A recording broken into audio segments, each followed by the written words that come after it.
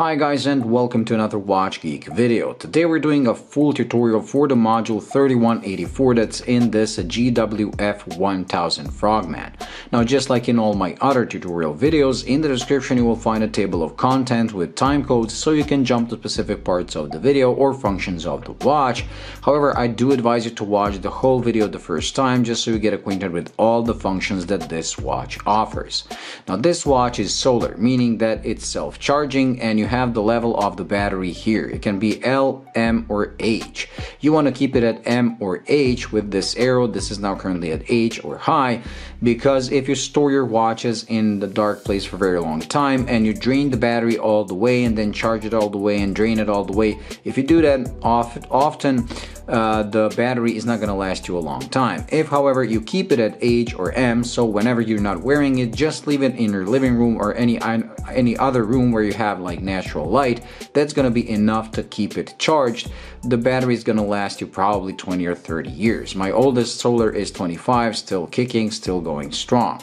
So this is where you get the battery info. Here you have the PS, meaning that the power save function is turned on, meaning that the watch is going to turn off the screen during the night. Over here we have the DST, saying that the daylight savings time is currently on, which is the summertime. When you're observing winter time, this just disappears. Here we have the hourly chime currently turned on, and here you have the hours, the minutes, the seconds, the day of the week, the month, the date. Here you have the running seconds. You have this little G. This little G indicates that this watch had a successful sync last night, or not last night, but the last time that I initiated it, or when it automatically initiates. This is kind of a badge of guarantee that the watch is currently accurate down to the second to the atomic time, because this is a solar atomic. Here you have the tide graph data and the moon age data, and the tide graph not only gives you the low tide and high tide, but also the difference between neap tide, spring tide, and intermediate tide. And I did a video where I explained this in detail, what each one of these means, and I'll probably put it somewhere here so you can see how the moon affects the tide and what the difference is between a neap tide and a spring tide. And here we have the interval and the dive time, which is connected to the dive mode that this watch offers, being a professional diver's watch from Casio. In the home time, if you press this button here, you're going to activate the light, as you can see, or not see because there's too much light here. If you press and hold, you're going to activate the auto light. It's going to write AEL here, and now if you put the watch level and tilt it to your face, it's gonna light up. Currently it's not gonna light up because it's solar. It knows when it's in the dark. So when you turn on the automatic EL, unlike regular battery operated G-Shocks where it turns itself off after 6 hours, on this one it's permanently on because it's not gonna drain the battery unnecessarily, since it knows when it's in the dark. To turn off the auto EL, again you press and hold this, and there you go. Now the the automatic illumination has been turned off. If you press this lower button in the home screen, you're gonna get into the get screen. The get screen tells you the date and time of the last successful sync. Or if it wasn't successful, it's gonna write the error if you try to sync it.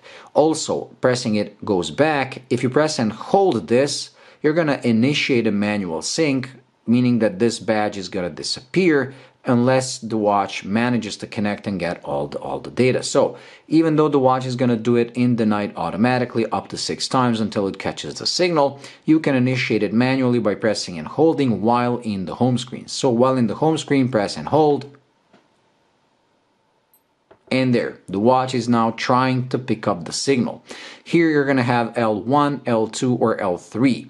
That's the strength of the signal that the watch has been able to pick up. This can take up to 10 minutes, so that's why it's best to do it in the night. If you have trouble catching the signal and you're at the edge of the range of the atomic towers, I did a video on how to amplify the chances of getting the signal. I just discovered it accidentally, and I'll put the link right here so you can click and see that. You can also stop this because currently it's like afternoon, so I'm at the edge and it's probably not gonna catch it, not gonna complete it. Just press this button, it's gonna stop and go back to the home screen. Another thing that you can do in the get screen, let's go back to it, is disable the auto reception. So in case you live outside of the coverage and you know that there's no way that the watch can receive the signal over the night, to stop it from doing so up to 6 times and straining the battery, you disable the auto receive by getting into the get screen and pressing and holding the adjust button. Like so. And now toggle it with the lower button to off and simply press the adjust button again to exit the adjusting screen. And now this watch is not going to try to connect every night. To enable it back again in the get screen, press and hold the adjust button. Press the lower button to toggle it to on and press the adjust button to exit back into the get screen. Now, another thing that you keep asking me in the comments is that on some of you, the watch doesn't allow you to get into the get screen on some Solar Atomic G-Shocks. The reason for that is that you have selected a home city that is way beyond the reach of the atomic towers. So for certain time zones, the watch automatically disables the get screen.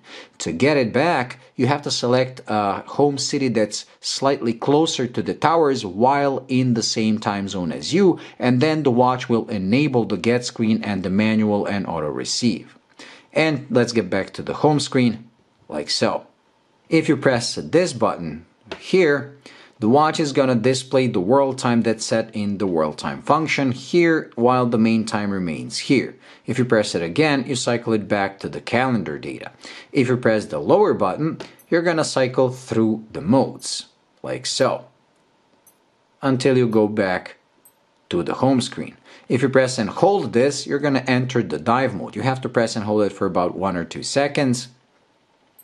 And there, the watch just entered the dive mode, which we're going to cover in a couple of minutes. To go back to the home screen, you simply press this button and hold it. It's going to go back to the home screen. Now, pressing and holding this button is going to initiate the manual configuration of the watch, something you will have to do the first time you get the watch. So, press and hold the adjust button. There, the watch just entered the adjusting screen of the home screen.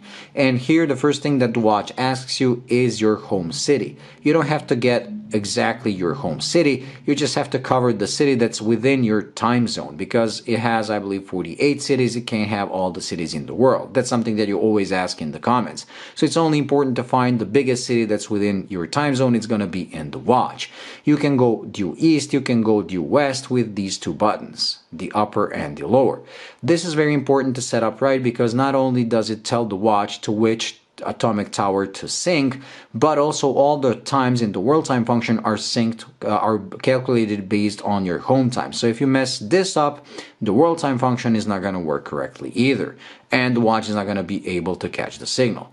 Okay, moving on. Pressing the mode button while you're in the adjusting screen cycles through different things that you change. So now it asks you about the daylight savings time, or the difference between switch between summer and winter time. Currently it's set to auto because I am within the reach of the atomic towers, so I wanted to do it automatically over the night. You can also switch it manually to on or off in case, let's say, you live within the range of the atomic towers, but your location doesn't observe DST, so you don't want it to mess it up. You turn it off. And you can turn it on manually or just leave it at auto if you're within the reach and your time zone does observe DST. Pressing the mode button again, the watch asks you whether you want a 24 or 12-hour display. Pressing this lower button is going to toggle it. 12 hours, so you have AM PM indicator. 24 hour, you have the 24-hour time. Pressing the mode button again, the watch asks you about the seconds. Now, when you reset the seconds using the lower button, if you do it between 0 and 29, they're going to jump to 0 and the minutes are going to stay unchanged. If, however, you reset them after 29, so between 30 and 59 seconds, they're going to jump to 0, but the minutes are going to move by 1 up. So if I reset them now, they're just going to go to 0 and it's going to stay at 11. If I wait after 30 seconds, this is going to jump to 12, so let's just wait and do it like that. Okay, 31, so if I reset it now, as you can see, the seconds have jumped here, and this has been moved to 12. Now, if you notice, once we start changing things in the adjusting screen, the little G has disappeared because now the watch cannot guarantee it's accurate down to the second because you're manually telling it what the time is.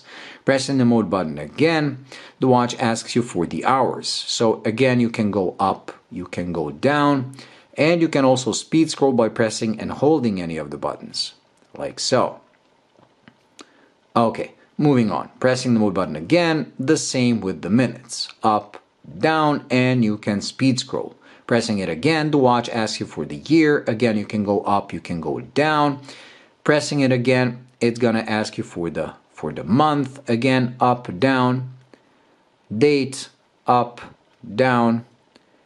And the day of the week is calculated automatically, so the watch is not going to ask you that. If you set up the calendar correctly, the year, month, and date, there is no way that the watch is going to display a different day of the week. I mean, the wrong day of the week. It's just impossible. Also something that you keep asking in the comments section. Next, the watch asks you whether you want it to make a beeping sound when you operate the buttons or if you want to turn on the mute function.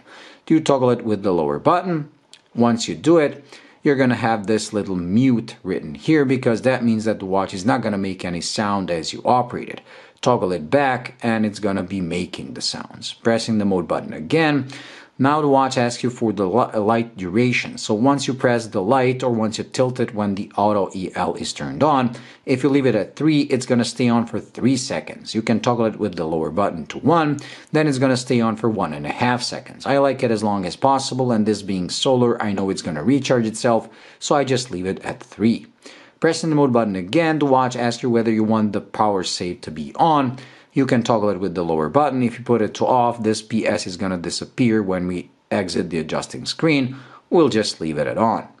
Press the mode button again, the watch jumps back to the selection of the home city. So you can cycle with this as long if you mess something up indefinitely until you set up everything the way you want it. Once you've done that, you press the adjust button to exit the adjusting screen, and there your watch has been set up. Now as you can see, it's currently showing us the world time here. Again, just press this and it's gonna show us the calendar data.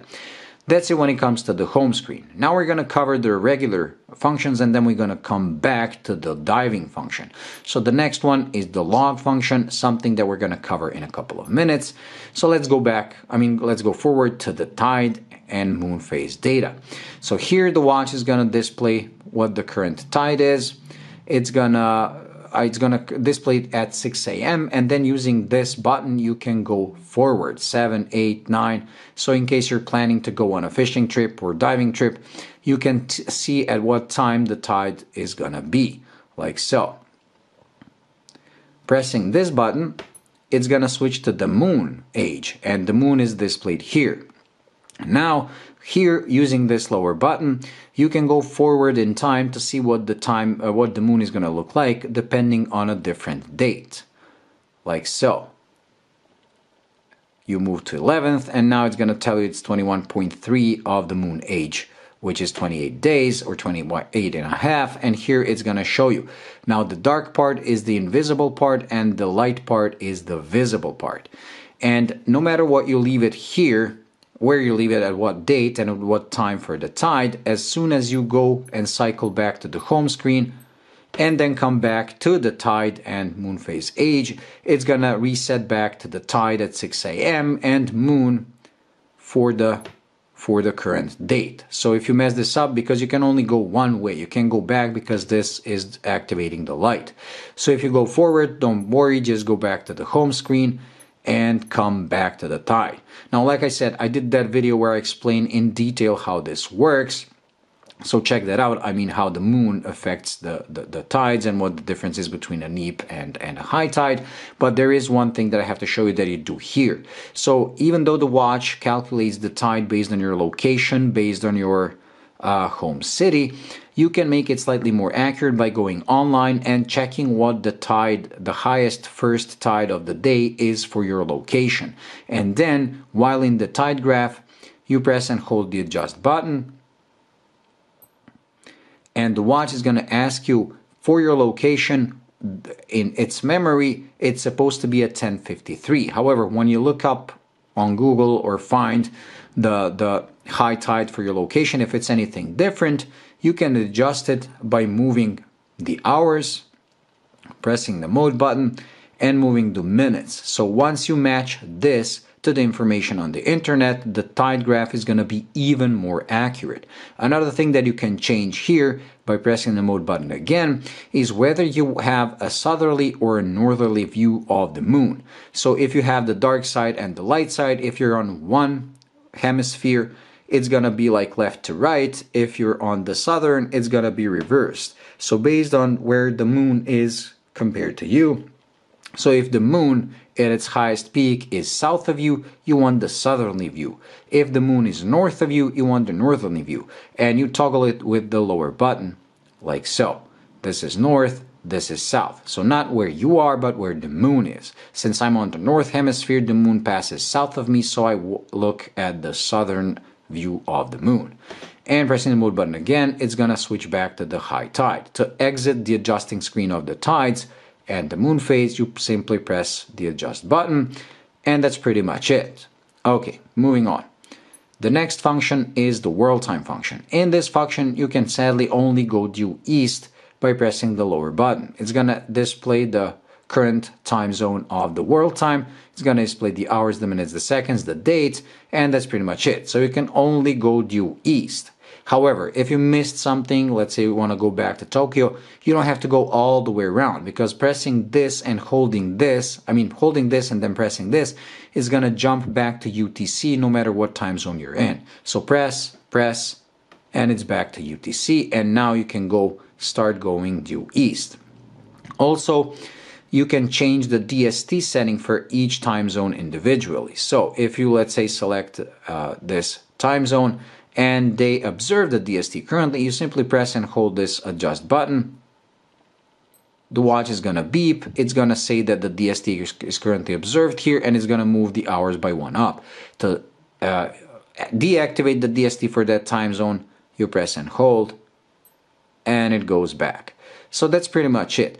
You can do the DST for each time zone individually. Okay, moving on. The next function is the alarm function, and in the alarm function the watch is going to display the current time right here and here, which alarm is currently displayed, what time it is, and whether it's turned on or off. To turn on any of the alarms, you toggle the alarms with the lower button. Alarm 2, alarm 3, alarm 4, a snooze alarm, and you have the hourly chime or the SIG, which is displayed here. You toggle any of these on or off by using the adjust button. So if we want to turn off the hourly chime so that the watch doesn't beep every full hour, simply select the SIG and then press the adjust button. Now it's turned off and the SIG has disappeared. If you want to turn on any of the alarms, again, select, let's say, alarm 1, press this, and now the ALM is going to be displayed here as long as any of the alarms is turned on. And this watch is gonna be a daily alarm at midnight, every midnight. To turn it off, you simply press the adjust button again. Naturally, you can adjust the alarm to any time you want, and to do so, you simply select the alarm you want, let's say alarm 2, and press and hold this button until you enter the adjusting screen. As soon as you start adjusting the alarm, it's automatically gonna turn itself on. So press and hold there, and as you can see, it's been turned on. And now, just like when you were adjusting the main time, you can go up, you can go down, and you can speed scroll. This is the hours. Pressing the mode button asks you for the minutes, up and down, and pressing it again just jumps back to the hours. Once you're set up, let's say at 2 a.m., you simply press the adjust button to exit the adjusting screen, and now this alarm is going to be a daily alarm at 2 a.m. To turn it off, you simply press this, but the time is stored in the memory, so you don't have to set it up every time. You can just toggle it on or off when you need it. The snooze alarm is the same. The only difference is that it's gonna beep, and then once you stop it, it's gonna beep again and again until you get here and you turn it off like so. That's pretty much it. Moving on, the next function is the stopwatch. This has a 24-hour stopwatch. You start it with the lower button, you stop it, you reset it with the adjust button. You can also do the split times, so you start it once you press the adjust button while the stopwatch is running, it's gonna freeze the screen, but the stopwatch keeps running in the background. You can unfreeze it by pressing this again, and you can do the first and second place. So if you have two runners, the first one goes through the finish line, you press the adjust button, the second one goes through the finish line, you press this button, and now you have the time of the first one. Pressing this is first gonna display the time of the second one, and pressing it again resets everything to 0. So pretty straightforward. Moving on, the next one is the countdown timer, and here the watch is going to display what the time is set, what the time was set for the countdown timer, and here it's going to count down. Once it reaches 0, it's going to beep. It's a 24-hour countdown timer, and currently when it's set up like this, it's going to start counting down from 24 hours. So you start it just like with the stopwatch with this lower button. Start it 23:59:59.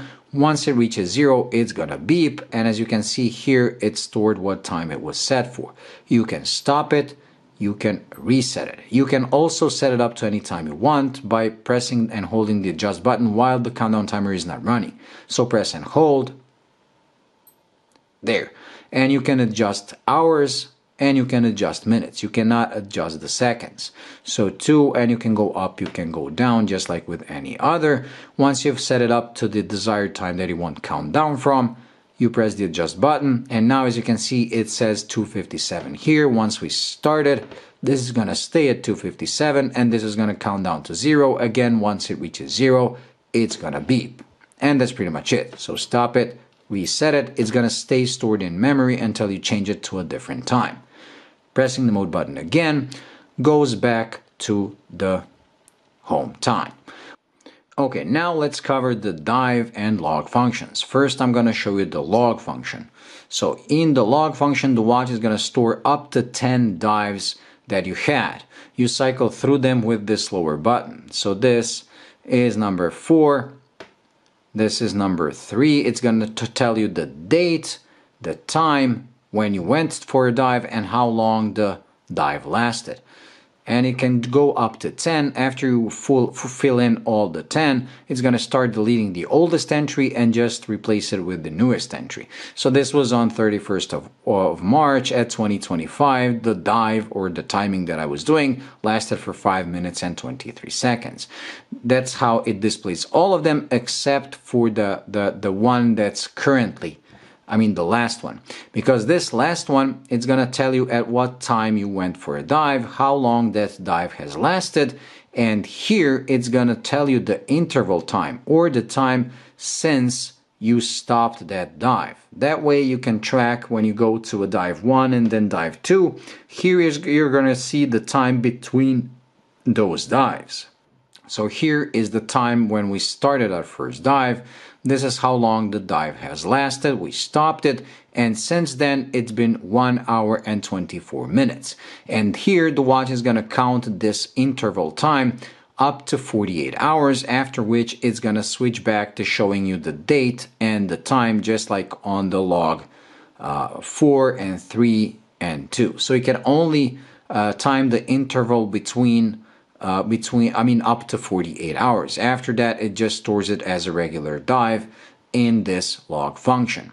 And another thing that you can do here is clear the log by pressing and holding the adjust button. But you cannot clear each one individually, but once you press and hold this, it's going to say clear, and it's going to clear the whole log. Like so. Now we have nothing stored. Now to store something in the log, you have to be in the dive mode. To enter the dive mode, you have to be in the home screen. Once in the home screen, you press and hold this button for about 2 seconds. There. And now the watch has entered the diving mode. Here it's going to show you the current time, and here it's going to show you the time of the dive. So you're ready to go for a dive. This is your current time. You simply start it like the stopwatch by pressing the lower button. And the watch is going to show the seconds, the minutes, and the hours here. While you're diving, this is going to be counting. If you want to go back to using the watch for its other functions, you can do so. If the dive time is running, you simply press the adjust button and hold it.